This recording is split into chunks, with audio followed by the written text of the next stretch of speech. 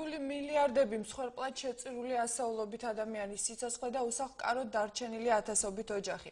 ასეთია ის საგანგაშო სურათი, რომელიც საქართველოში ბუნებრივმა კატასტროფებმა გამოიწვია. მაღალმთიანი რეგიონების მოსახლეობა გაუთავებელი სტიქიური უბედურებების მოლოდინშია. გააჩნია თუ არა ხელისუფლებას სტრატეგია, რომ უზრუნველყოს საკუთარი მოსახლეობის უსაფრთხოება და მეორე მხრივ შეარბილოს ის საფრთხეები, რასაც კლიმატის ცვლილებები უმზადებს ქვეყანას. აი ამაზე ვისაუბრებთ, ამ თემაზე ვისაუბრებთ დღეს ჩვენ გადაცემაში თავისუფალი ტრიბუნა. მოგესალმებით, მე გახლავართ ლიკა ნაღებაშვილი. დღევანდელი ჩვენი გადაცემა ეძღვნება პოლიტიკურ გაერთიანებას საქართველოს ევროპელი დემოკრატები, თუმცა თემის აქტუალობიდან გამომდინარე, ჩვენ დღეს გადავწყვიტეთ, რომ ასე ვთქვათ, ვიწრო პარტიული ჩარჩოებიდან გამოვიდეთ და მე და ჩემი კოლეგა გიორგი ხოკერაშვილი ეკომიგრაციასა და მასთან დაკავშირებულ საკითხებზე ვისაუბრებთ ადამიანის უფლებების დამცველებთან ერთად, იმ ადამიანებთან ერთად, ვინც წლებია ამ თემაზე მუშაობს. მაშ ასე დღევანდელი ჩვენი სტუდია საკმაოდ წარმომადგენლობითია, სახალხო დამცველის აპარატის წარმომადგენელი სოფიო ბენაშვილი, გიორგი კუპატაძე, ომისა და მშვიდობის გაშუქების ინსტიტუტი, ასევე შორნა ლათაია, ომისა და მშვიდობის გაშუქების ინსტიტუტი და ალეკო ცქიტიშვილი, ადამიანის უფლებათა დაცვის ცენტრი.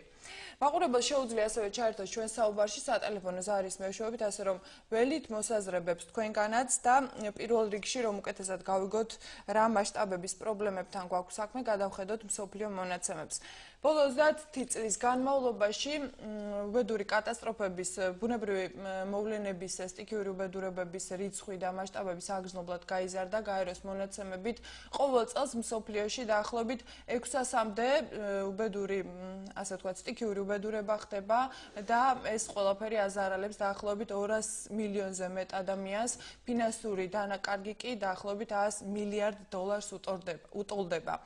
და სხვათა შორის, რაც შეეხება ეკომიგრანტებს, მათი რაოდენობა არის დაახლოებით 25 მილიონი და მინდა გითხრათ, რომ ეს ორჯერ და უფრო მეტჯერ აღემატება იგივე საომარი მოვლენებისა და პოლიტიკური რეპრესიების შედეგად დევნილი მოსახლეობის რაოდენობას ერთად აღებულს.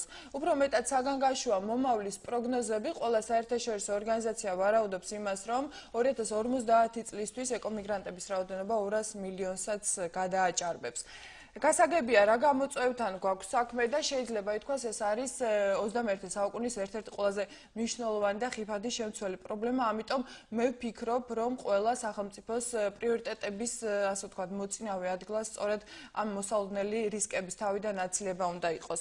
რას ნიშნავს რისკების აცილება და შერბილება ალბათ იმას არა, რომ შევაჩეროთ სიტყვაზე ტაიფუნი ან მიწისძვრა, ეს თეორიულადაც შეუძლებელია, მაგრამ იმისთვის არსებობენ მთავრობები, რომ აი მოსალოდნელი რისკების პროგნოზირება მოახდინონ და მინიმუმამდე დაიყვანონ ისინი. სხვათა შორის სამწუხაროდ საქართველოს ბუნებრივი კატასტროფების მკუთხით არის სახიფათო ზონაში, იგივე გარემოს ეროვნული სააგენტოს მონაცემებით ბოლო წლებში ბუნებრივი კატასტროფების სიხშირე და მასშტაბები საქართველოში გაიზარდა და კიდევ უფრო პროგრესირებადია. აი მხოლოდ ბოლო 10 წლის განმავლობაში ჩვენს ქვეყანაში სერიოზული ზარალი მიადგა ბუნებრივი კატასტროფების შედეგად საქართველოს 400 ადამიანის სიცოცხლე შეეწირა ამ ყველაფერს და დაახლოებით $9 მილიარდ მეტი ზარალი ნახა ჩვენმა ქვეყანამ, 35,000-ზე მეტი ოჯახი უსახლკაროდ არის დარჩენილი და იგივე აი ამ ოფიციალური მონაცემებით 11,000 ოჯახი არის სიცოცხლის რისკის ქვეშ ცხოვრობს, ვინაიდან მათი სახლები შეფასებულია როგორც ავარიული და საცხოვრებლად უვარგისი და მინდა გითხრათ ასევე რომ საქართველოს დიდი ნაწილი დაახლოებით 70% მეწყერ საშიშ უბნებზეა განლაგებული. ეს სურათი მით უფრო საგანგაშოა იმის გამო, რომ ხელისუფლებას არ გააჩნია რაღაც გრძელვადიანი სტრატეგია, რომ ებრძოლოს ამ პრობლემას. რა არის ბუნებრივი კატასტროფა და როგორი უნდა იყოს ხელისუფლების პოზიცია, მე ვფიქრობ, ძალიან არასერიოზულია ამაზე საუბარი დღეს, მაგრამ სამწუხაროდ ჩვენი ხელისუფლების გასაგონად კიდევ და კიდევ გვიწევს ამის შეხსენება მათთვის. აქ მოიაზრება ყველა ის ბუნებრივი მოვლენა, რომელიც სულ მინიმუმ ადამიანის ცხოვრების პირობებზე აისახება უარყოფითად, რომ აღარაფერი არ ვთქვათ, მსხვერპლზე. და ანუ აქ არის არა მარტო მოიაზრება, არა მარტო ცუნამი, მიწისძვრა, არამედ მწერების შემოსევა, წყლის, ჰაერის და ნიადაგის დაბინძურება, მცენარეებისა და ცხოველების ეპიდემიები, ხანძარი და ასე შემდეგ. ის რომ სტიქიურ მოვლენას ვერ შეაჩერებ ფაქტია, მაგრამ ხელისუფლებას როგორც უკვე ვთქვი, პრიორიტეტების მოწინავე ადგილას უნდა კონდეს აი მოსალოდნელი რისკების მინიმუმამდე დაყვანა. მოდით სანამ პრევენციულ ზომებზე ვისაუბრებდეთ და პირველ რიგში ასე ვთქვათ ეს პირველი გაუხსნელი საქმე გადმოვიღოთ და გავაანალიზოთ რა პრობლემასთან გვაქვს საქმე.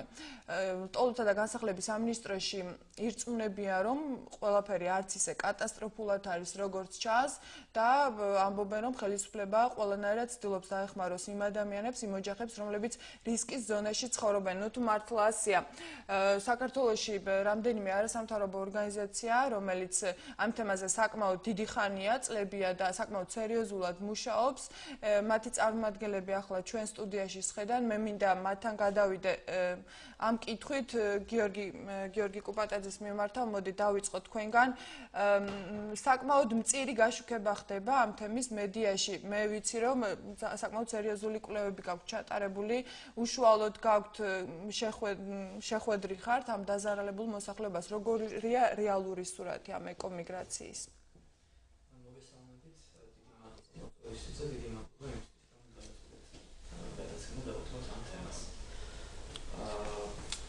რამდენიმე ციფრი ახსენეთ და მინდა ერთი ორს შევჩერდე.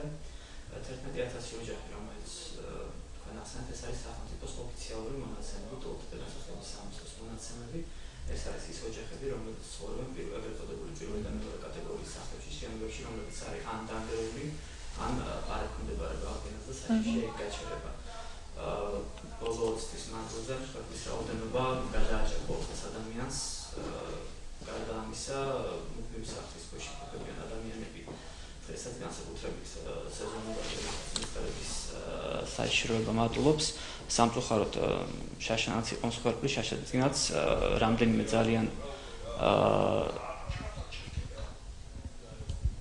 ძალიან ტრაგიკული შემთხვევა მოხდა ბოლო წლებში. ორი შემთხვევა, როგორც წესი, მოყავთ ხოლმე ეს მაგალითად ყველა ასეთ შეხვედრაზე, ეს არის 2008 წელს აჭარაში, ქობულეთის რაიონში და ხელვაჩაურის რაიონში მეწყერის შედეგად ფაქტურად განადგურდა ორი ოჯახი, ერთ შემთხვევაში ეს იყო 7 ადამიანი, მათ შორის 3 მცირეწლოვანი ბავშვი და მეორე შემთხვევაში 4 ადამიანი, მათ შორის 1 მცირეწლოვანი ბავშვი. როდესაც ჩვენ საუბრობთ ასეთი მასშტაბის პრობლემაზე, გასაგებია რომ დღესდღეობით ჩვენ სახელმწიფოში ძალიან ბევრი პრობლემა არსებობს, იგივე კონფლიქტის შედეგად იძულებით გადაადგილებული პირთა პრობლემა, მოუგვარებელი კონფლიქტები და ასე შემდეგ, მაგრამ ჩვენს ქვეყანაში სტიქით დაზარალებული მოსახლეობის პრობლემა და ეკომიგრანტების პრობლემა ჩვენ მიგვაჩნია რომ აუცილებლად უნდა იყოს სახელმწიფო პრიორიტეტებს შორის, იმ მმართველობებს შორის, რომელსაც მეტი ყურადღება უნდა დაეთმოს სახელმწიფოს მხრიდან. რა თქმა უნდა, მართალია, საკმაოდ სერიოზული ანგარიშები აქვს ასევე სახალხო დამცველის აპარატს ამ თემაზე და პრინციპში წლიდან წლამდე არაერთ ანგარიშია მოხვედრილი ეს თემა, პრინციპში უკვე ტრადიციული გახდა. მე მაინტერესებს სახალხო დამცველის აპარატის შეფასება, როგორია რეალური სურათისა და გარდა ამისა, თქვენ გაქვთ საკმაოდ ბევრი რეკომენდაცია. ეს რეკომენდაციები წლიდან წლამდე ფაქტობრივად არ იცვლება. რატომ არ ასრულებს ხელისუფლება ამ მითითებებს? მოგესალმებით, პირველ რიგში მადლობას მოგახსენებთ მოწვევისთვის. სახალხო დამცველი ყოველთვის ცდილობდა სათანადო ყურადღება დაეთმო სტიქიური უბედურებების დაზარალებული და იძულებით გადაადგილებული პირებისთვის. ამის მიმანიშნებელია ის, რომ 2010 წელს და 2011 წელსაც სპეციალური თავები მიეძღვნა ამას და გაიცა მთელი რიგი რეკომენდაციები შესაბამის სტრუქტურებზე.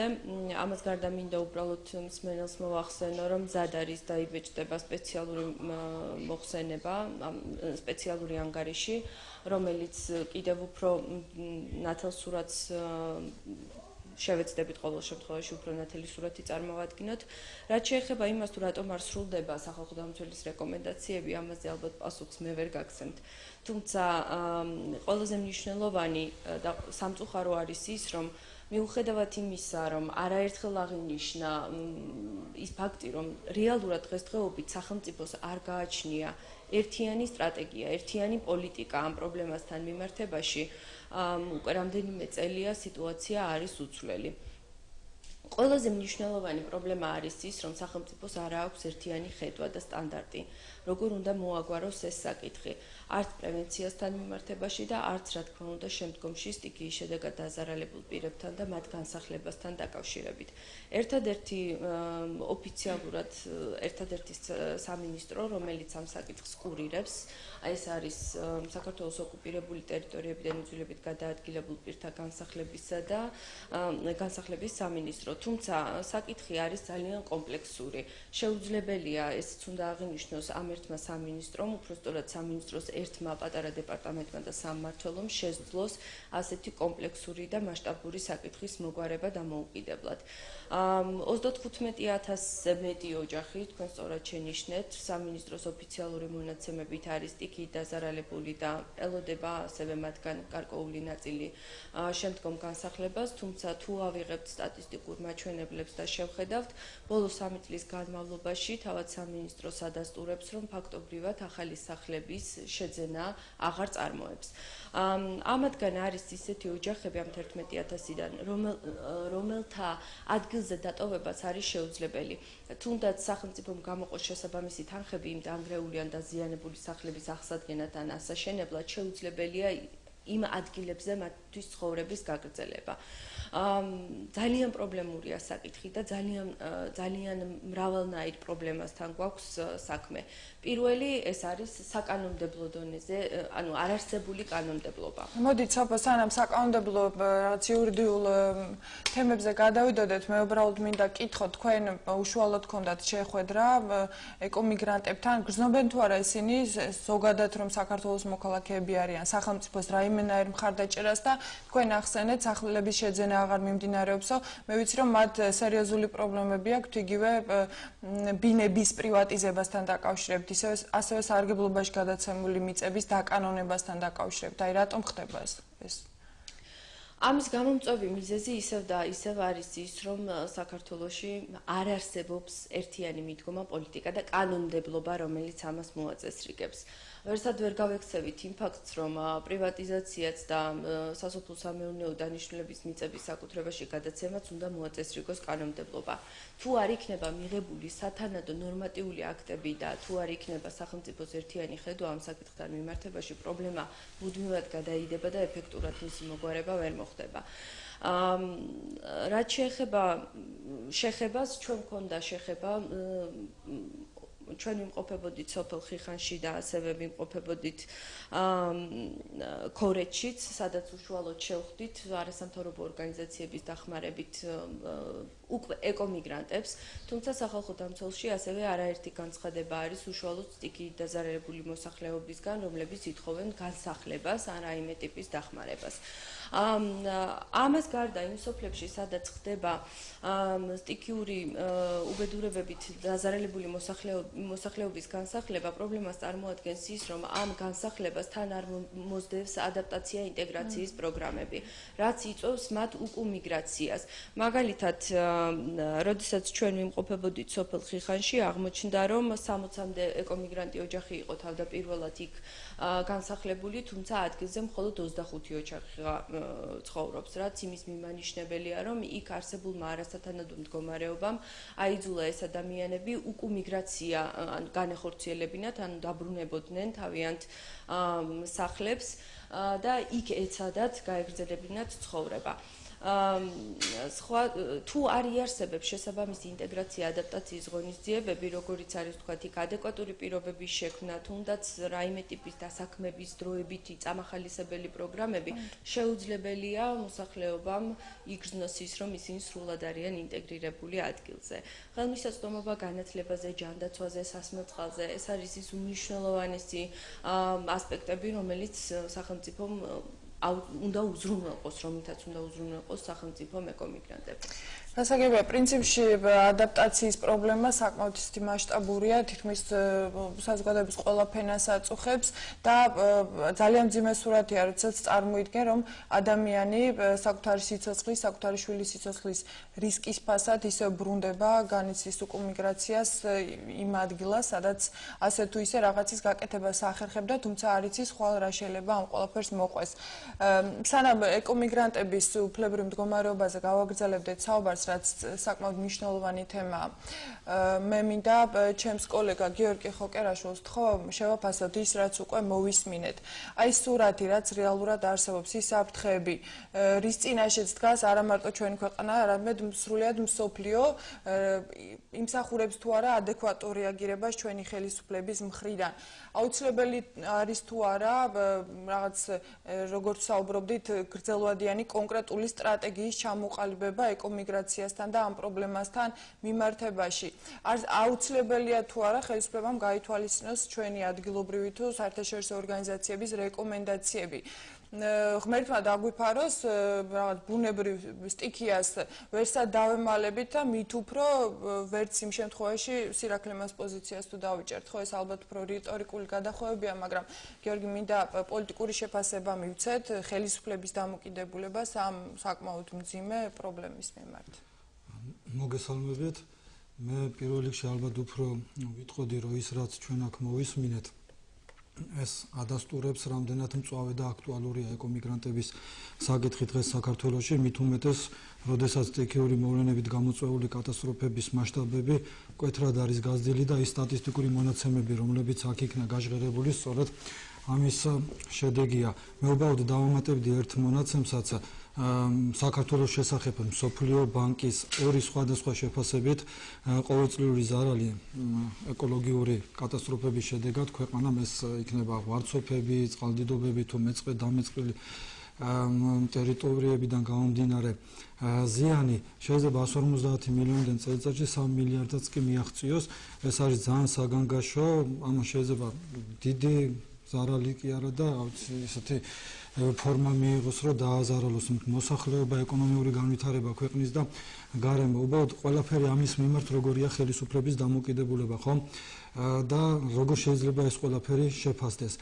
აქ ითქვა და მეც მინდა დავადასტურო, რომ დღეს არა თუ ის რომ ხელისუფლებას, ანუ სახელმწიფოს არ გააჩნია მყარად ჩამოყალიბებული, გააზრებული, ასე ვთქვათ, სტრატეგია იქნება თუ ეს კონკრეტული მოქმედების გეგმა, მე ვერ ხედავ, რომ პოლიტიკური ნებაც გააჩნდეს ამ ყველაფრის, ანუ ეკომიგრანტებთან დაკავშირებული პრობლემების მოგვარების და სხვათა შორის სახალხო დამცველის ანგარიში, რომელსაც სპეციალური თავი მიუძღვნა 2010 წელს და იგივე არასამთავრობოების მხრიდან გაკეთებული რეკომენდაციები, როდესაც არსებობს ეგეთი არასამთავრობოების მხრიდან შექმნილი მიგრაციის სამოქალაქო კოალიცია, რომლის წარმომადგენლებიც უმრავლესობა ესწრება დღეს ამ გადაცემას, მათი რეკომენდაციები იქნება ეს ახლოდამცველის მხრიდან მოწოდებული რეკომენდაციები 2011 წელს ვნახეთ, რომ პატარა ნაბიჯიც კი არ არის გადადგმული ამ პრობლემების მოსაგვარებლად და მე ერთს ვიტყოდი, პრობლემები რომ მრავალია, იგივე აქ ჩამოთვლის მე კიდე დავამატებდი ის, რომ ორგანიზების, განსახლების ორგანიზება,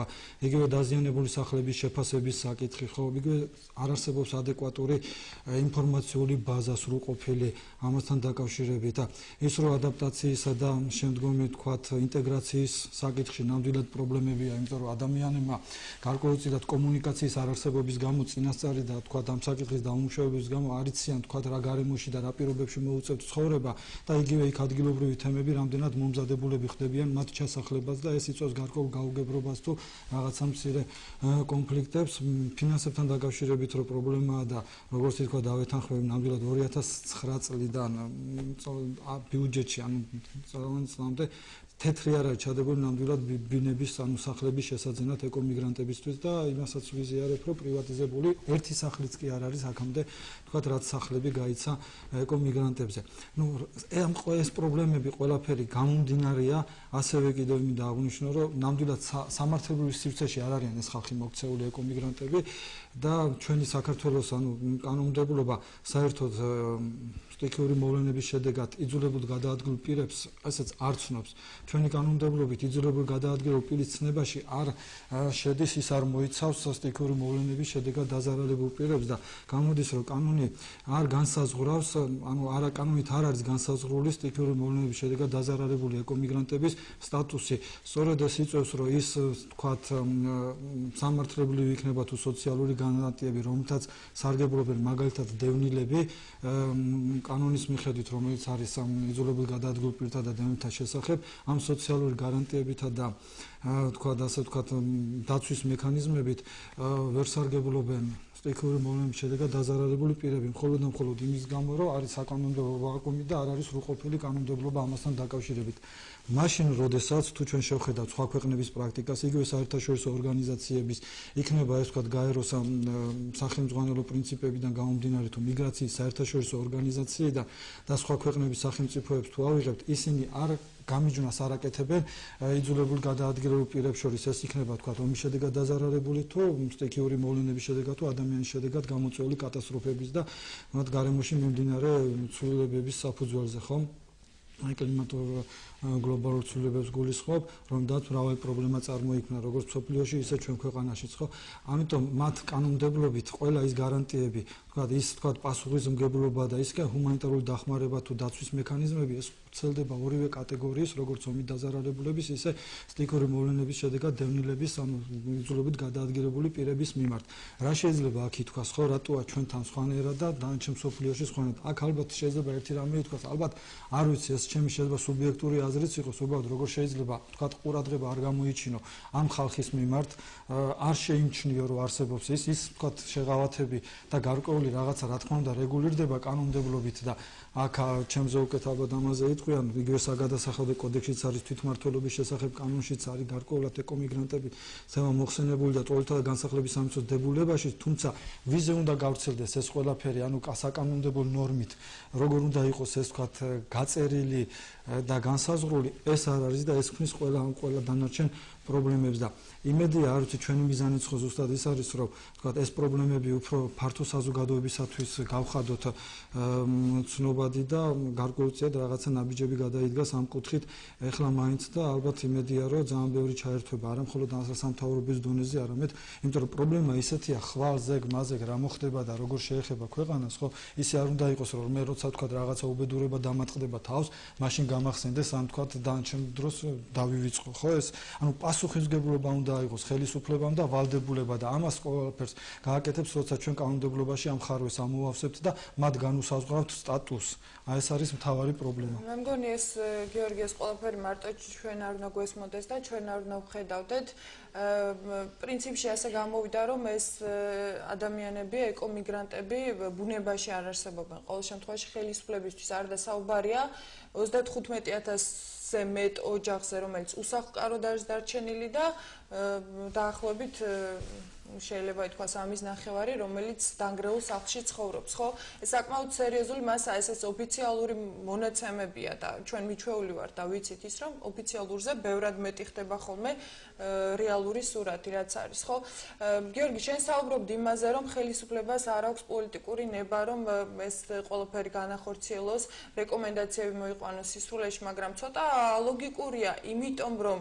აი თუნდაც ყველა თანხმდება და საუბრობს იმაზე ხომ რომ პოსტფაქტუმ ამ სტიქიური უბედურების შემდეგ მას შემდეგ რაც ეკომიგრანტები ჩნდებიან ხო უფრო მეტი ფინანსური ზარალი მოყვება ამ ყველაფერს სახელმწიფოს მხრიდან ანუ გამოდის რომ პრევენცია რომ მოხდეს გარკვეულწილად ჩერბილდეს მომზადებული შეხვდეს ხო იგივე განსახლება მოხდეს ამ ადამიანების გადაყვანა სხვა ადგილას უკან არ დაბრუნების პირობით და მათთვის ნორმალური პირობები შეექმნა ეს ხო ფისკალურად უფრო კარგია და უფრო დადებითი უნდა იყოს სახელმწიფოსთვის და სახელმწიფო ბიუჯეტისთვის რა თქმა უნდა მე არ აღვნიშნე და ეხლა დავამატებდი რომ ნამდვილად თანხები ბიუჯეტიდან იყოფა პრევენციისათვის ანუ მილიონები არის ჩვენ რომ გადავხედოთ საქართველოს სახელმწიფო ბიუჯეტს გამოყოფილი ზუსტად თქვა ნაპირ სამაგრის სამუშაოებისათვის გარკვეული თქვა ღონისძიებებს მართლა მასშტაბურად დიდი თანხები ამისთვის გამოყოფილი და მე აღვნიშნე სხვა შორის გარემოს დაცვის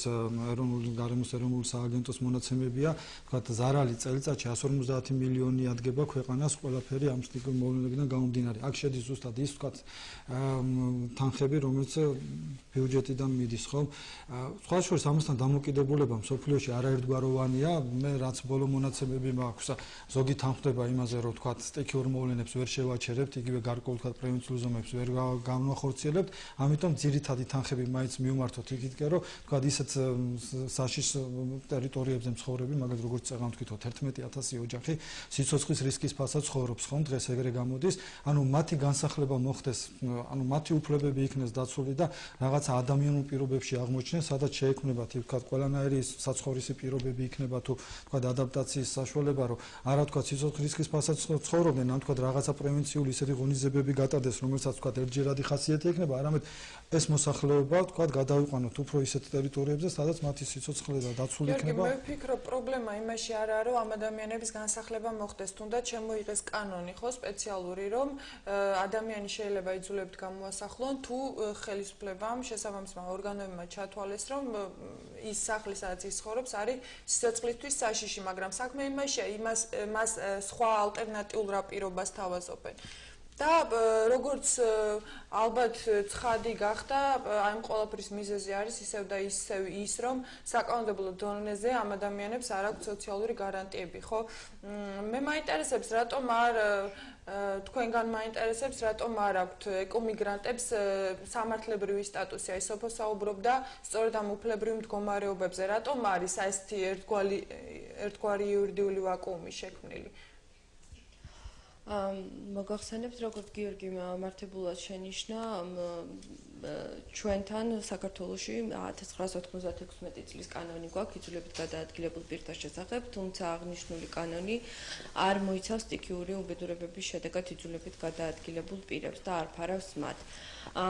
თუმცა კიდევ მეორეა ის ფაქტიც თუ ვთქვათ დემნილის ცნება საქართველოს კანონმდებლობის მოვა აბსოლუტურ შესაბამისობაში გაეროს პრინციპებთან იძულებით გადაადგილების შესახებ, მაინც დაგვრჩება ის კატეგორია პირების, რომლებიც არ არიან იძულებით გადაადგილებული პირები, ანუ მესამე და მეოთხე კატეგორიის დაზიანების სახლში მცხოვრები პირები, ვგულისხმობ, რომელთაც არ სჭირდებათ განსახლება, თუმცა არიან სტიქიური უბედურებებით დაზარალებული პირები და მათ სახელმწიფომ გარკვეული დახმარება უნდა გაუწიოს. სახალხო დამცველმა არაერთი რეკომენდაციით მიმართა სწორედ აი საკანონმდებლო ვაკუუმთან დაკავშირებით, რომ უნდა შემუშავებულიყო, ამას არ აქვს მნიშვნელობა, ის იქნება ცალკე კანონი, ცალკე მიდგომა თუ რომელიმე ნორმატიულ აქტში აისახება, ეს აუცილებელია განისაზღვროს და გაიმიჯნოს თავად ეს ცნებებიც. რა განსხვავებაა ეკომიგრანტსა და სტიქიური უბედურებით დაზარალებულ პირს შორის.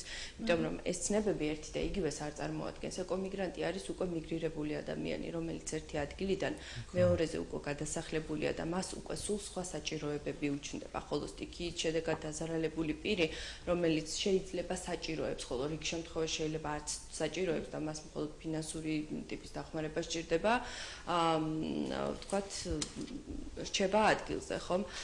მას აბსოლუტურად განსხვავებული ტიპის საჭიროებები გააჩნია და მის საჭიროებები განსხვავდება ეკომიგრანტის საჭიროებისგან. რატომ ხდება ესე? პირველი ალბათ ის, რომ ზოგადად ეს სფერო საკმაოდ დიდ ფინანსურ სახსრებს უკავშირდება. ამაზე მე ნათელი პასუხი არ მექნება, ალბათ უფრო საკანონმდებლო და აღმასრულებელი ხელისუფლების წარმომადგენლებს უნდა დაუსვათ ეს კითხვა. თუმცა უბრალოდ მინდა აღნიშნო, რომ იმედს ვიტოვებ მე პირადად და სახალხო დამცველიც, რომ ამ სფეროს უფრო მეტი ყურადღება მიექცევა, თუნდაც იქიდან გამომდინარე, რომ 2011 წელს აჭარაში დაიწყო სახლების მშენებლობა, სადაც იგეგმება სტიქიური უბედურებების შედეგად დაზარალებული პირების განსახლება. როგორც არ იმართება ეს პროცესი, რამდენად ეფექტური იქნება, ეს მეორე საკითხია და ამის მონიტორინგი ჩვენ შესაძლებლობის ფარგლებში აუცილებლად განვახორციელებთ. თუმცა ეს უკვე კარგია და იმედი გვაქვს, რომ უფრო ეფექტურად, თუნდაც საერთაშორისო ორგანიზაციების უფრო მეტი ყურადღებით და არასამთავრობო სექტორის უფრო მეტი აქტიურობით შესაძლებელი გახდება ამ პრობლემაზე ყურადღების სათანადო მიქცევა. მე ვფიქრობ, არასამთავრობო ორგანიზაციები და თქვენ ამ თემაზე საკმაოდ აქტიურობთ, უბრალოდ სამწუხაროდ ალბათ გაშუქება არ ხდება ამ ყველაფრის. მე მაინც მინდა აი გამოვყოთ და მთავარი რეკომენდაცია რა უნდა იყოს. უნდა არსებობდეს მოხდებოდეს თუ არა გამოყოფილი ცალკე სტატუსი, რასაც ქვია ეკომიგრანტი ან სტიქიით დაზარალებული. მათ რაღაც განსაკუთრებული მიდგომა ჭირდება თუ ისინი ისეთივე ადამიანები არიან, როგორებიც სიტყვაზე საომარი მოქმედებების შედეგად დევნილი მოსახლეობა. აი რა უნდა იყოს განმასხვავებელი და კიდევ ერთხელ თქვენ ახსენეთ, რომ ძალიან დიდ თანხებთან არის დაკავშირებული, მაგრამ მე ვფიქრობ, პრევენცია უფრო იაფიღირს საბოლოო ჯამში, ვიდრე აი ამ ყველა მთელი ამ შედეგების თავიდან აცილება, თუ ამას აკეთებენ. ზოგადად ის, რომ სამართლებრივი ბაზა უნდა არსებობდეს ამ სფეროში და არა მხოლოდ სტატუსთან მიმართებაში ეს არის აშკარა.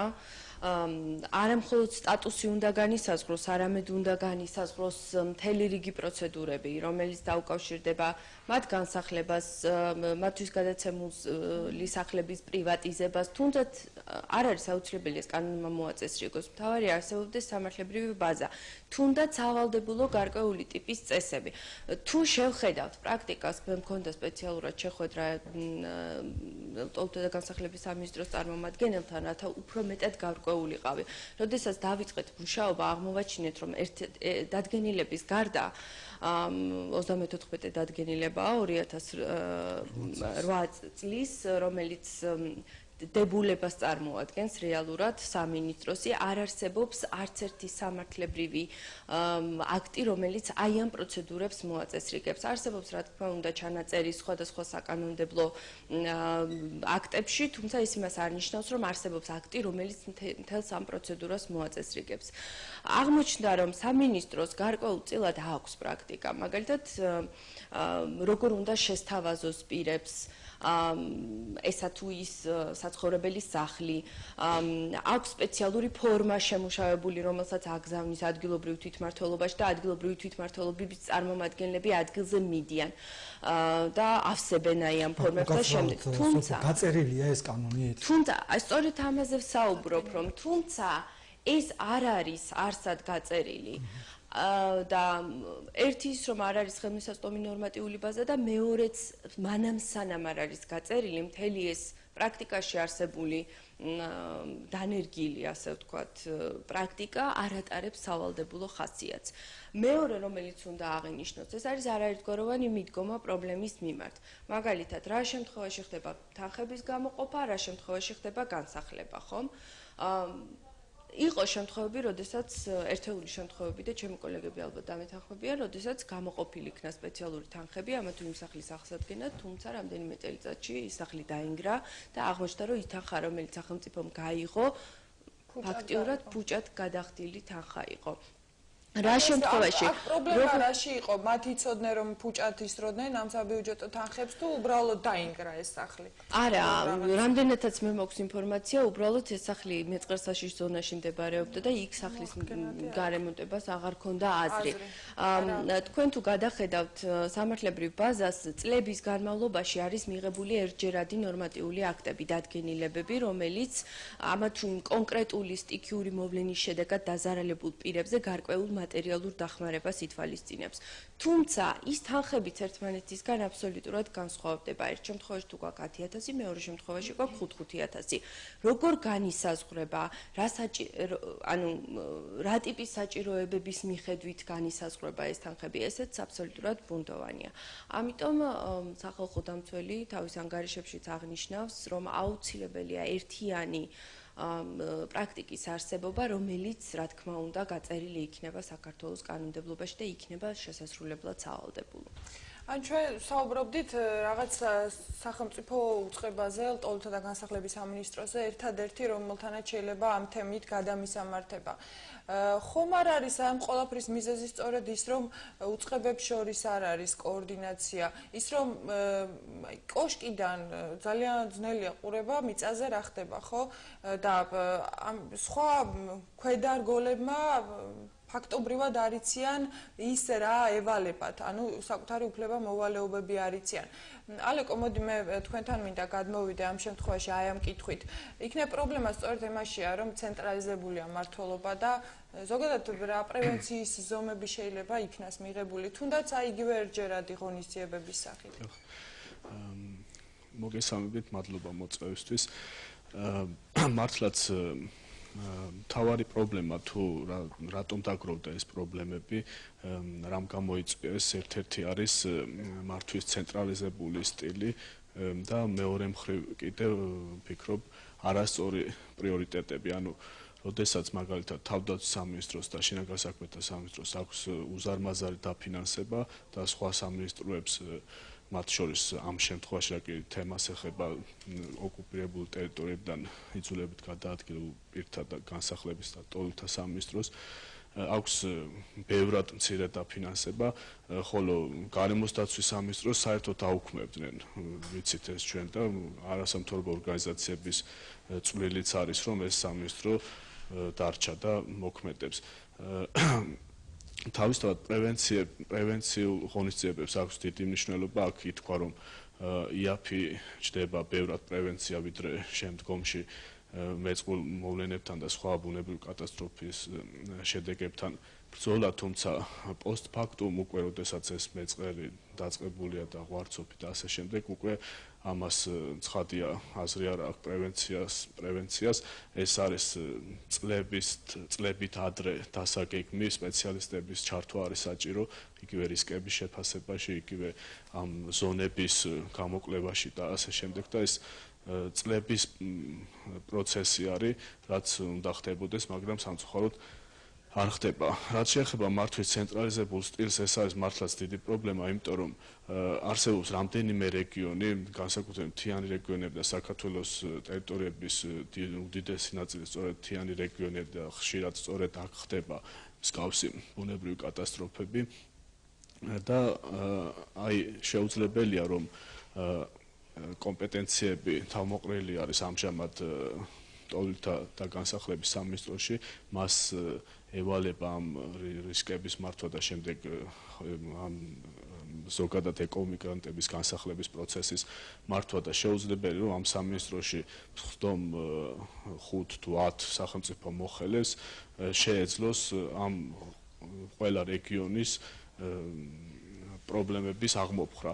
შესაბამისად თვითმმართველობების როლი რა თქმა უნდა გაძლიერდეს, ეს არა მხოლოდ ამ სფეროში, არამედ ზოგადად უკვე რამდენი ხანი ამაზე მიდის საუბარი 10-15 წელიწადია, რომ თვითმმართველობები უნდა გაძლიერდეს და მათი კომპეტენციები უნდა გაიზარდოს. კონკრეტულად ამ შემთხვევაში, აი ჩვენ თემას რაც ეხება და ნებისმიერ შემთხვევაშიც ჩანს რომ გამოვიკვლიოთ ადგილზე რომ იგივე ადგილობრივი თვითმმართველობები იქნება ეს მუნიციპალიტეტის გამგეობები თუ თუნდაც უფრო დაბალ დონეზე აი თემის წმუნებულების დონეზე რომ ავიღოთ გაცილებით მეტად არიან ინფორმირებული რა ხდება იქ თავიანთ საზღვრებში კარგად იცნობენ ადამიანებს მათ პრობლემებს უშუალოდ ხვდებიან მათ და იგივე მეზობლად ცხოვრობენ და თვითონაც იმ არეალში ცხოვრობენ, სადაც ეს მოვლენები მიმდინარეობს და მათ სამწუხაროდ არც კომპეტენციები აქვს და არც ფინანსები აქვს იმისთვის, რომ ამ მოვლენებს ებრძოლონ. ისინი ყველაფერს ხედავენ, რომ ადამიანები იღუპებიან, მაგრამ კომპეტენციაში არ შედის და ამიტომ არაფერს არ აკეთებენ. არა, ვერ აკეთებენ, უბრალოდ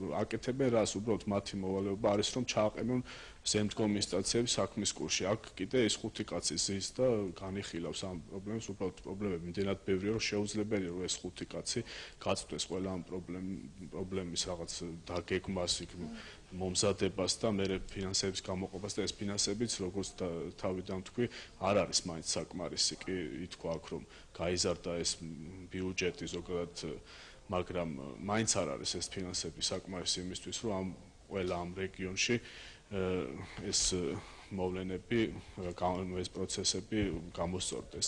მეორე მხრივ, რაც შეეხება ღონისძიებებს, იგივე პრევენციულ ღონისძიებებს, რა თქმა უნდა, ბევრი არის გასაკეთებელი, სხვადასხვა რაღაც შეიძლება დაიგეგმოს.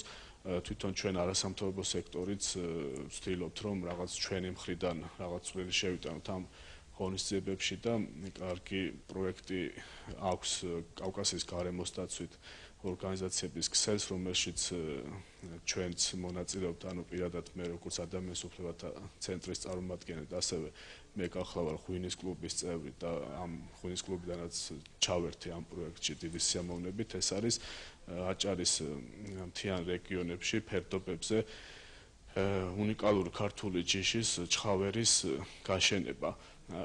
ეს არის საჩვენებელი პროექტი, ასე ვთქვათ, საპილოტო პროექტი, რომ ვცდილობთ ჩვენ რომ მოსახლეობა დავარწმუნოთ, რომ ერთწლიანი კულტურები, როგორც სიმინდი, ბოსტნეული და ასე შემდეგ, რომლებსაც ისინი მოყავთ ფერდობებზე, სარისკოარი მათი საცხოვრებელი გარემო.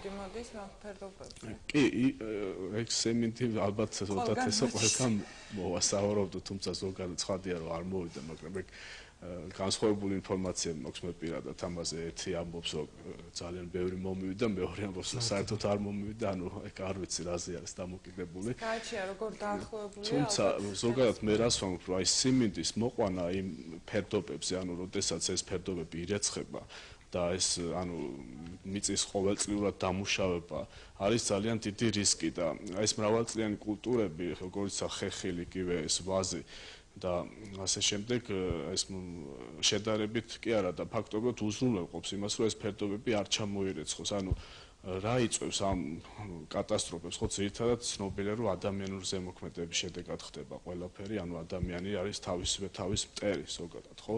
და ჩვენ გვინდა რომ ეს პრევენციულ ღონისძიებებში ერთ-ერთი იყოს სწორედ ეს განათლების კუთხით საკითხი, ანუ და ხალხს აუხსნათ რომ შეიცვალოს დამოკიდებულება ბუნებისადმი და იგივე მათი სამეურნეო საქმიანობაც გარკვეულწილად შეიცვალოს და ამავე დროს ახლა კონკრეტულად ეს პროექტი რაც მე აღნიშნე ასევე ეკონომიკურადაც უფრო გამართლებულია, იმიტომ რომ აჭარაში უკვე დაიწყო მეღვინეობის კუთხით აღორძინების რაღაც ძვრები და ეს პროექტი სამომავლოდ ალბათ ხელს შეუწყობს იმას, რომ ეს მოსახლეობა იყოს ჩართული ამ პროცესში და გარკვეულწილად სარგებელიც მიიღოს, ხო, ამ თვალსაზრისით. აი ეს მინდოდა თქვენ ალეკო თქვით, რომ მოსახლეობა ჩავაყენოთო და ინფორმაცია მივაწოდოთ თუნდაც ამ პროექტების შესახებ. ცოტა რთულია ხოლმე ასეთი სახიფათო ზონაში, როდესაც ცხოვრობ და არ იცი ხვალ რა მოგელის, რაღაც სხვა ამის გარდა სხვა თემაზე ამოქმედო და რაღაც ინფორმაცია მიაწოდო ამ ადამიანებმა, ისიც არ იციან რა უფლებები აქვთ, რა უნდა მოითხოვონ, იმიტომ რომ ფაქტობრივად როგორც ჩვენი საუბრიდან გამოვიდა, ყოველ შემთხვევაში მე გამოვიტანე დასკვნა, რომ ამ ადამიანებს საერთოდ არანაირი უფლება არ აქვთ და ხელისუფლებამ ასე ბედის ანაბარად მიუშვა, ისე რომ არც არავის კომპეტენციაში არ შედის ამ ადამიანებზე ზრუნვა და ამ რისკების მოცილება. და რაც მთავარია, როდესაც მსოფლიო საუბრობს იმაზე, რომ 21 საუკუნის რაღაც მნიშვნელოვანი სერიოზული პრობლემაა ის, რომ კლიმატის ცვლილებები, გლობალური დათბობა და ასე შემდეგ. და როდესაც მედია, მსოფლიო მედია საკმაოდ სერიოზულ დროს უთმობს და სერიოზულ ენერგიას ამ პრობლემის გაშუქებას, რატომღაც ჩვენთან არ ვიცი ვის ეკუთვნის ეს საყვედური, მაგრამ ძალიან მცირედად ხდება. მე ვიცი თქვენი აქტიურობა, მე ვიცი თქვენ წლებია ამაზე მუშაობთ და საკმაოდ სერიოზული რეკომენდაციებიც გაქვთ, მითითებებიც გაქვთ და რომ მედია რომ იყოს უფრო აქტიური, მე ვფიქრობ, უფრო მოხდებოდა ყურადღება ხელისუფლების მხრიდან ამ თქვენი რეკომენდაციებისა. ჩემი ინფორმაციით, თუ არ ვცდები, დაახლოებით 2 დღის წინ გაეროს დაფინანსებული პროექტის, ასე ვთქვათ, შედეგების შეჯამება მოხდა, ჩატარდა მონიტორინგი, როგორ აშუქებს მედია ამ პრობლემას, შორნა იყო ერთ-ერთი, ასე ვთქვათ, დამკვირვებელი და მოდი გითხარით, აი რა შედეგები დადეთ და როგორი არის. მოგესალმებით, ძალიან დიდ მადლობას გიხდით მოწვევისთვის და ზოგადად თემის დაინტერესებისთვის. თალსახარო თემა არის ძალიან აქტუალური და ალბათ საინტერესო იქნება ვისაუბროთ იმაზე, თუ როგორ აშუქებს ამ თემას ქართული მედია. თქვენ სწორად აღნიშნეთ გაეროს განვითარების პროგრამის პროექტის ფარგლებში, კერძოდ ევროკავშირის დაფინანსებით, ადამიანის უფლებათა ცენტრმა გააკეთა მედია მონიტორინგი იმის დასადგენად, თუ როგორ აშუქებს დღეს ქართული მედია გარემოს დაცვის საკითხებს. მონიტორინგი გრძელდებოდა მაისიდან დეკემბრის ჩათვლით, ჯამში 20 კვირის განმავლობაში ბუნებრივია ჩვენ ვერ მოვიცავდით ყველა მედია საშუალებას ადამიანური და ფინანსური რესურსიდან გამომდინარე, ამიტომ კრიტერიუმებიდან გამომდინარე შევარჩიეთ სამი ბეჭდური გამოცემა, გაზეთი რეზონანსი, ახალი თაობა და ალია, ასევე საზოგადოებრივი მაუწყებლის დღის მთავარი საინფორმაციო გამოშვება მოამბე.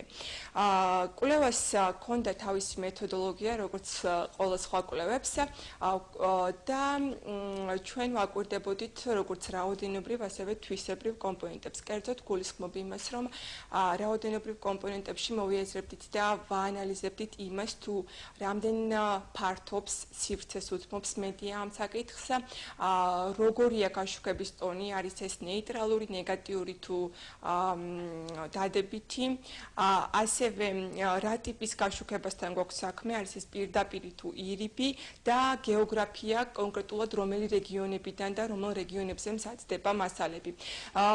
მოგეხსენებათ, რომ გარემოსდაცვითი თემა არის ძალიან ფართო, ამიტომ ჩვენ მეთოდოლოგიაში გამოვყავით სამი ქვეთემა, რომლებიც გახლავთ კლიმატური ცვლილებები, ეკოლოგია, კონსერვაცია, ბიომრავალფეროვნება და ერთ-ერთი გახლავთ სწორედ სტიქიური და ბუნებრივი კატასტროფები, რაშიც ასევე მოვიაზრებდით ეკომიგრანტებს. ჩვენს მიერ შერჩეული ამ ქვეთემებიდან ყველაზე მეტი დრო დაეთმო როგორც საზოგადოებრივ მაუწყებელზე, ასევე პრესაში სტიქიასა და ბუნებრივ კატასტროფებს. თუმცა სამწუხაროდ უნდა აღინიშნოს, რომ ეს არ ნიშნავს თემის აბსოლუტურ და ამომწურავ გაშუქებას, ვინაიდან როგორც წესი აღნიშნული მასალები ეგრეთ წოდებული ნიუსის ტიპის იყო და ძალიან ზედაპირულ ინფორმაციას გვაძლევდა. ძირითადად ხდებოდა მასალების მომზადება პოსტფაქტუმ და დამნაშავედ ამ ყველაფერში, როგორც რაოდენ სასაცილო და იყოს, გამოდიოდა ბუნება და გამოყავდათ ბუნება. რა თქმა უნდა, ამას ვამბობ ძალიან განზოგადებულად, თუმცა თითოეულ მედიასთან მიმართებაში ცალკე და განსხვავებული მიგნებები ჰქონდა. ასევე უნდა აღინიშნოს, რომ თვითონ თემა, როგორც ჩანს აღნიშნული მედია საშუალებებისთვის, იყო მეორე ხარისხოვანი, ვინაიდან როგორც წესი გვხვდებოდა გაზეთის ბოლო ან შუა გვერდებზე, გამონაკლისის შემთხვევებში წინა გვერდზეც, თუმცა შრიფტი იმდენად პატარა იყო, რომ საეჭვო მას მკითხველის ყურადღება მიეპყრო. აქცენტი, როგორც გითხარით, კეთდებოდა სტიქიის შედეგებზე და კომენტარებსაც, როგორც წესი, იძლეოდნენ ადგილობრივი თვითმმართველობის წარმომადგენლები. ტონი გაშუქების იყო. მათ კომპეტენციაში შედიოდა კომენტარის გაკეთება. უნდა აღნიშნოს, რომ სუბიექტები ჩვენ კვლევაში, რა თქმა უნდა, გვყავდა როგორც ექსპერტები, ასევე სხვადასხვა სამინისტროები, თუმცა, ჟურნალისტი კომენტარისთვის მიმართავდა ადგილობრივი თვითმმართველობის წარმომადგენელს, რომელიც თავის მხრივ საუბრობდა იმაზე, თუ რა ოპერატიულად მოხდა სტიქიური უბედურების ლიკვიდაცია და შემდეგ არ ხდებოდა ჟურნალისტის მიერ ჩაღრმავება, თუ რამ გამოიწვია ეს, რამდენად იყო შესაძლებელი აღნიშნულის თავიდან აცილება და ასე შემდეგ. ექსპერტებთან მიმართებაში ძირითადად ჟურნალისტები საუბრობდნენ ირიბ პირში, რაც ნიშნავს იმას, რომ ისინი იყენებდნენ ტერმინებს ექსპერტთა აზრით, ექსპერტთა მოსაზრებით და შემდეგ უკვე სტატიაში არცეთი ექსპერტის კონკრეტული ვთქვათ მოსაზრება არ ჰქონდა ციტირებული. სამივე გაზეთში და ასევე საზოგადოებრივ მაუწყებელზე ძირითადად მასალები მომზადდა თბილისიდან და კახეთიდან, თუმცა მომხსენებლებმა აღნიშნეს, თუ რამდენად მასშტაბურია ეს თემა და რამდენად მოიცავს საქართველოს სხვადასხვა რეგიონებს. ამის მიუხედავად, ზოგიერთი რეგიონი საერთოდ არ მოქცეულა, ვთქვათ, აღნიშნული პრესის ყურადღების ქვეშ და როგორც აღნიშნე, მასალები ძირითადად კეთდებოდა ამ ორი რეგიონიდან. დიახ, თუ თქვენ ახსენეთ ექსპერტთა აზრით, მე მაინტერესებს, საბოლოოდ ჟურნალისტი, როდესაც პოულობდა დამნაშავედ ბუნებას, ეს ალბათ ექსპერტების განცხადებებზე და კომენტარებზე დაყრდნობით იყო ეს ბუნება, ანუ რაღაც ცოტა კომიკური სიტუაცია, მედია მოწოდებული იყო იმისთვის, რომ გააშუქოს პრობლემა ის რაც აწუხებს მოსახლეობას რეალურად და მედიამ რაღაც ინფორმაციის დონეზე მაინც შეძლოს რაღაცა დაცვა ან ვიღაცის ყურადღების მიქცევა თუ იმიტომ რომ ეს მოხდა და აი რა ვქნათ რომ ეს მოხდა და ვიღაც გამოჩნდა აქ ალბათ ადგილობრივი თვითმმართველი ერთეულის წარმომადგენელი ხელისუფლებიდან და მან დროზე მოახერხა, ოღონდ არ ვიცით რა მოახერხა, იმიტომ რომ მის კომპეტენციაში ის არ ვიცით რა შედის. აი რისხანე ბუნება მსგავსი სათაურით მაგალითად საზოგადოებრივ მაუწყებელზე გავიდა რამდენიმე სიუჟეტი, სადაც გამოცხადებული იყო, რომ სტიქის წინაშე მოსახლეობა უსუსური და უიმედოა. გულისხმობ აი ამ ექსპერტებთან მიმართებაში იმას, რომ აქცენტი კეთდებოდა შედეგებზე და არა მიზეზებზე, რაც ჩვენი აზრით სამწუხაროა და ეს ასე ალბათ არ უნდა იყოს და ჟურნალისტი უნდა ცდილობდეს რაც შეიძლება სიღრმისეულად ჩაწვდეს პრობლემას. თქვენი აზრით რა არის უკაცრავად გიორგი ამის მიზეზი? მედია არის არაკომპეტენტური, აი მედიაში შუქდება თითქმის ყოველდღურად ის რომ ხდება ყაჩაღობა, ვიღაცას დაარტყა, რაღაცის ნიადაგზე იქ ვიღაცას შეყვარებულმა უღალატა და ამ შემდეგ. რატომ არ ინტერესდება იმ თემით, რაც მართლა მსოფლიოს რაღაც განგაშის საფუძველი გახდა? რატომ ხდება ეს ყველაფერი? Ну, ცალკეულ გამოცემებთან მიმართებაში ჩვენი თქვათ მიგნება იყო რომ ჟურნალისტები ზოგჯერ არიან არაკომპეტენტურები, თუმცა თავარი პრობლემა არის ისევ ინტერესი. კიდევ ერთხელ აღვნიშნავ, რომ ჟურნალისტები როგორც წესი ინტერესდებოდნენ მხოლოდ კონკრეტული სტიქიური უბედურების დადგომის შემდეგ და ამის ძალიან კარგი მაგალითი იყო ის, რომ ივლისის თვეში მონიტორინგის განმავლობაში საგრძნობლად შემცირდა მასალის ამ მასალებზე მომზადებული სტატიების რაოდენობა, რაც ჩვენი აზრით, თქვათ მონიტორების აზრით, განაპირობა იმან, რომ ამ პერიოდში საქართველოში რაიმე კონკრეტული მნიშვნელოვანი სტიქიური უბედურება არ დამდგარა და შესაბამისად ჟურნალისტებმა მათ ცალკე, როგორც თქვათ, პრობლემას არ დაუთმეს მაინტერესებს ნამდვილად თუ იყო ასეთი კუთხით დანახული, ერთია რომ ფაქტი მოხდა და ფაქტის შესახებ რეაგირება იყო, მეორე რამ გამოიწვია ის ფაქტი. მაგალითად იგივე თუ იყო ესეთი რაღაცა გაჟღერებული, თქვა საქართველოს ტყეების 40% ხო, საქართველოს ტერიტორიის 40% ტყეებს უკავიათ და 95% ფერდობებზეა, ხო, განლაგებული. შეად ამ ტყეების უმოწყალოდ გაჩეხვა, ამას ეკოლოგიური ფუნქცია აქვს, მას აჩერებს ღვარცოფებს, ხო, ვიცით წყალდიდობებს და რაღაც ასე მეწყერულებას პროცესებს აჩერებს, მაგრამ როდესაც თქვა ამ ტყეების სამეურნეო დანიშნულებით ხდება შემდეგ გამოყენება, ბუნებრივია, რომ ეს შემდეგ ამ პროცესებს იწვევს, რასაც ქვია სტიქიდან გამომდინარე. აი ამ კუთხით თუ იყო დანახული, აი მიზეზი, აი სადაც კონკრეტული ამაზე კეთდებოდა რამე აქცენტი, უბრალოდ მაინტერესებს. თუ მხოლოდ ფაქტი მოხდა და უით რა მოხდა და სწრაფად მოვახდინეთ ამის. აი გავმეორდებით და კიდევ ერთხელ ხაზგასმით აღვნიშნავ, რომ აი მთავარი პრობლემა და მიგნება, რაც ჩვენ მონიტორინგმა გვაჩვენა, იყო სწორედ ის, რომ არ ხდება მიზეზების ძიება და მხოლოდ შედეგებზე ორიენტირებული გაშუქება. გასაგებია, ну ალბათ მედიასა ალეკო თქვენ გინდათ. ანუ ამ კითხვას მე შემიძლია გარკვეულწილად ჩემი მოსაზრება გამოთქვა როგორც პროფესიით ჟურნალისტმა, ანუ რამდენიმე რედაქციაში მე თვითონაც მიმუშავია და ზოგადად მე ვფიქრობ, რომ უფრო არის დაგეგმვის პრობლემაც, ანუ რედაქციებს მიაჩნიათ, რომ რატომღაც თვითონ ეს გარემოს დაცვის საკითხები, იგივე აი კლიმატის ცვლილებები, იგივე ბიომრავალფეროვნება, აი ტყეების დაცვა და რაღაც უფრო მეორე ხარისხოვან თემად არის მიჩნეული. აქ კომპეტენტურობაზე ვისაუბრეთ, ჟურნალისტების კომპეტენტურობა ახლა მოგეხსენებათ რომ ჩვენთან ჟურნალისტური განათლება არის ჟურნალისტიკის ფაკულტეტს დაამთავრებს ჟურნალისტი და მეორადი პროფესიები იგივე თუნდაც ეკოლოგიის თვალსაზრისით განათლებთ რაღაცა ზოგადად ხომ არ აქვთ. ეს პრობლემაც არის. და ეკოლოგიური ან გეოლოგიური განათლება ის აკადემიებსაც გეოლოგების გარეშე აშენებენ. პრინციპში აღარ არის. თავისთავად ჟურნალისტის პროფესიაში ის მოვალება შედის, რომ ნახოს სპეციალისტები ჩაწეროს და ერთ მე თქვა მედიატორი იყოს. უბრალოდ სამწუხაროდ ეს არ ხდება, მსგავსი მასალები არ არის. ისე ანუ საზოგადოებრივ მაუწყებელზე განსაკუთრებით შეიძლება ეს ითქვას, რომ პრობლემატურია, რომ არ არის საზოგადოებრივ მაუწყებელზე ჩაღრმავებები და ანალიზი, იგივე არ არის საუბარი კლიმატის ცვლილებების რა შედეგები შეიძლება მოყვეს საქართველოსთვის. აი მხოლოდ 1 და 2 მართლაც კარგი სიუჟეტი იყო. საუბარი არის მაისიდან დეკემბრის ჩათვლით ვაკეთებდით ჩვენ ამ მონიტორინგს და მხოლოდ 2 სიუჟეტი იყო. აი გლობალურ დათბობას და კლიმატის ცვლილებაზე მართლაც კარგი სიუჟეტი პირველ რიგში, თუმცა 2 სიუჟეტი ფაქტურად 1 წლის განმავლობაში ნამდვილად არ არის საკმარისი.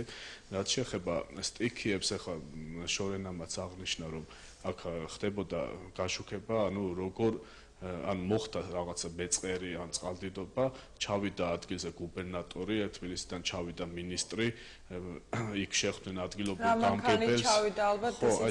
გამგებელს შეხვდნენ, იქ თემის წინებულს შეხვდნენ, ჟურნალისტი მიდის, ეკითხება გუბერნატორს, მინისტრს და ამ თემის წინებულს კომენტარს, ისინი რაღაც მოკლედ იმ დროში რაღაც 5 წუთიან სიუჟეტში ამ თავიანთ კომენტარებს აკეთებენ. ჟურნალისტი თავი მიაჩნია, რომ თავის ვალდებულება შეასრულა და ამით თავდება ეს სიუჟეტი. აი შემდეგ უკვე თუნდაც ეს პრევენცია როგორ, ანუ უბრალოდ ლიკვიდაცია როგორ განხორციელდა, ანუ გაკეთდა თუ არა, ასე გაიწმინდა თუ არა ეს ტერიტორიები, აი წყალი რომ არის შესული იგივე სოფლის მოსახლეობის ეზოებში. აი ამ ხალხს მე რა დაემართათ, ანუ რა მოხდა თუ არა რეალურად დახმარება. ჟურნალისტი, ანუ აქ საზოგადოებრივ მაუწყებელზე მაქვს საუბარი, ამას შემდგომ სიუჟეტებში აღარ ეთმობოდა არაფერი.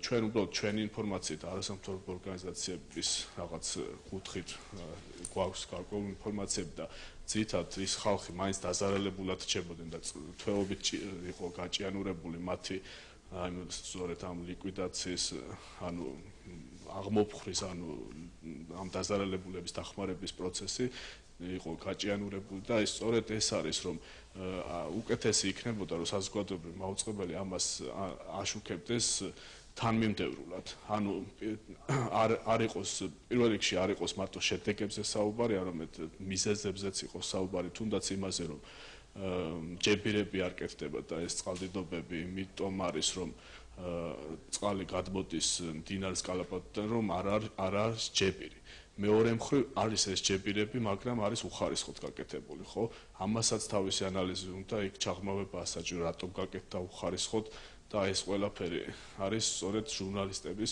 გასაკეთებელი რატო აქ მედიაზე ვსაუბრობთ ამ გარკვეული შეკრული წრე შეიქმნა ხელისუფლებას კომპეტენცია არ აქვს მედიას შესაბამისი განათლება და მონდომება არ აქვს თქვენ ზიხართ ფიქრობთ რეკომენდაციებს იძლევით მაგრამ ამ რეკომენდაციების არ ვიცი შესაძლოა ვინმე ისმენდეს მაგრამ არასრულებს გიორგი მინდა ისე მოკლედ ძალიან თქვენთან გადმოვიდე თქვენ კოალიციას არასამთავრობოებს დაახლოებით ერთი კვირის წინ ჰქონდათ კონფერენცია მოდით აი იმ კონფერენციის იქ გარკვეული შედეგები შეჯამდა ხო გაქვთ რაიმე ახალი შეთავაზება ხელისუფლების მიმართ თუ ყველაფერი ახალი კარგად დავიწყებული ძველია ის რაც შეეხება რეკომენდაციებს და შეთავაზებებს ეს არის ძირითადად რამდენიმე მიმართულებით ჩვენის მიერ მომზადებული ასევე სხვა არასამთავრობო ორგანიზაციების მიერ მომზადებული ასევე გარკვეულწილად თანხმდრაში სახალხო დამცველის აპარატის მიერ მომზადებული რეკომენდაციებთან ეს არის პირველ რიგში რაც აუცილებელი გადაუდებელი ღონისძიებების გატარება რათა ის ადამიანები ვინც უშუალოდ ახლა რაც საფრთხის ქვეშ ყოფებიან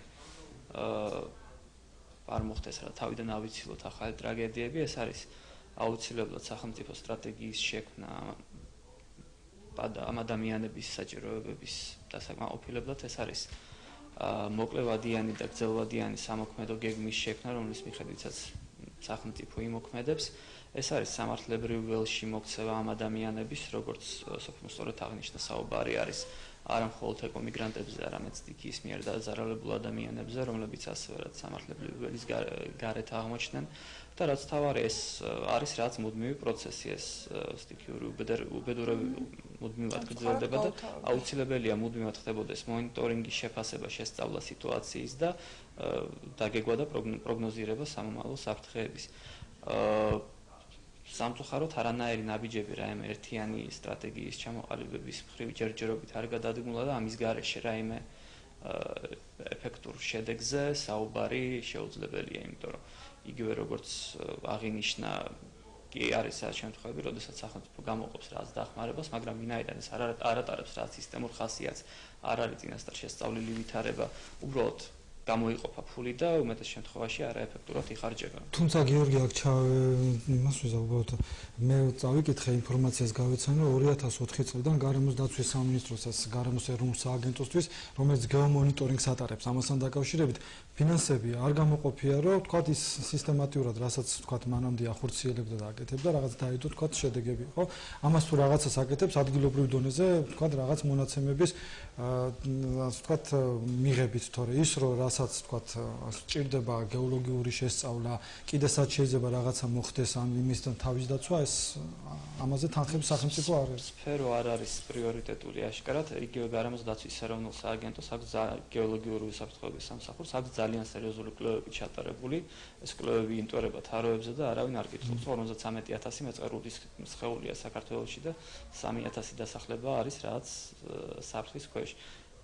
თვითონ მოსახლეობა იგებს ხოლმე ამის შესახებ, როდესაც უკვე ჩამოვა მეწყერი და რაც ძალიან ესეთი კურიოზული მოვლენაა ისიც შესაძლოა ძალიან გადაჭარბებულიც იყოს, როდესაც მთელი მსოფლიო რაღაც 2012 წელს გარტატეხას ელოდებოდა, ჩვენ ახლა ჯერაც კი არ დაგვიწყია რაღაც სტრატეგიის დაწერა. ამ სტრატეგიის დაწერას ჯერ დამწერლები ჭირდება და შემდეგ გამვრცობა და იმპლემენტაციაზე ლაპარაკი ზედმეტია.